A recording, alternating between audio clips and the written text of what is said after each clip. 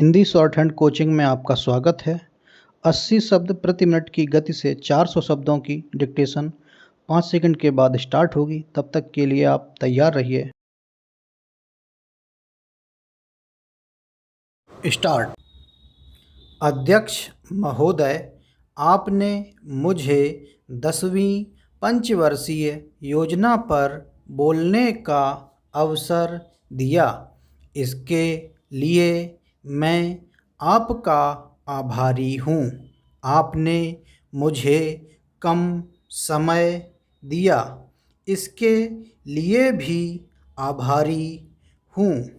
अभी मेरे से पूर्व कुछ सदस्यों ने हम पर यह आरोप भी लगाया कि हम योजना में विश्वास नहीं रखते। उन्होंने तो यह भी कहा है कि हमारे चुनाव घोषणा पत्र में भी उनको इस बारे में कुछ नज़र नहीं आया। मैं इस बारे में यह निवेदन करना चाहता हूँ कि उन्होंने कोई दूसरा घोषणा पत्र देखा, गलत घोषणा पत्र पढ़ा और उसी को हमारा घोषणा पत्र समझ बैठे।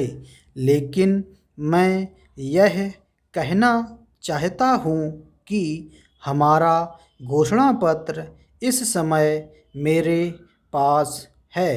इस घोषणा पत्र में हमारी घोषणा में योजना के बारे में स्पष्ट रूप से कहा गया है कि हम योजना पर विश्वास रखते हैं, लेकिन ऐसी योजना पर विश्वास नहीं रखते जो जनता के दुखों को दूर नहीं कर सकती, जो जनता के कष्ट दूर नहीं कर सकती।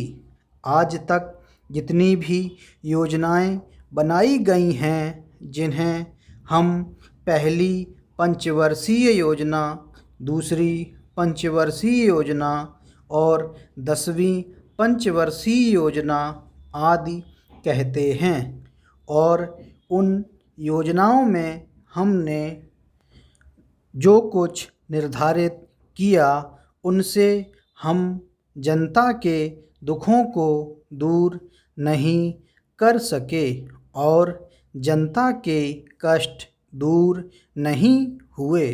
इन योजनाओं के परिणाम भी हमारे सामने हैं। बड़े बड़े अनुभवी बैठे, उन्होंने योजनाएं बनाई, लेकिन योजनाएं ठीक प्रकार से कार्यान्वित नहीं की गईं। उन योजनाओं में काफ़ी दोष थे, जिसके कारण ये योजनाएं लोगों के दुखों को दूर नहीं कर सकीं। लोग दुखी ही रहे।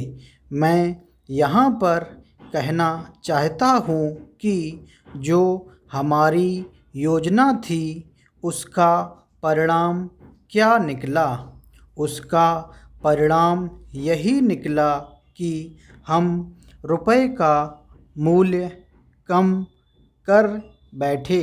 जो योजना होती है वह राष्ट्र धन को ऊंचा करने के लिए बनाई जाती है, लेकिन हमारे सामने आंकड़े हैं। इसका परिणाम हमारे सामने है। हमने अब तक 9 पंचवर्षीय योजनाएं कार्यान्वित की हैं, लेकिन हमारी प्रति व्यक्ति आय में और जीवन स्तर में अपेक्षित वृद्धि नहीं हुई है। यह दुख की बात है। मैं यह कहना चाहता हूँ कि हमारा ऐसी योजना में विश्वास नहीं है जो जनता के कष्टों को, जनता के दुखों को दूर ना कर सके। हम ऐसी योजनाओं पर विश्वास करते हैं जो उनकी आयु बढ़ा सकें, उनका आर्थिक विकास कर सकें, उन्हें उन्नत कर सकें। स्टॉप।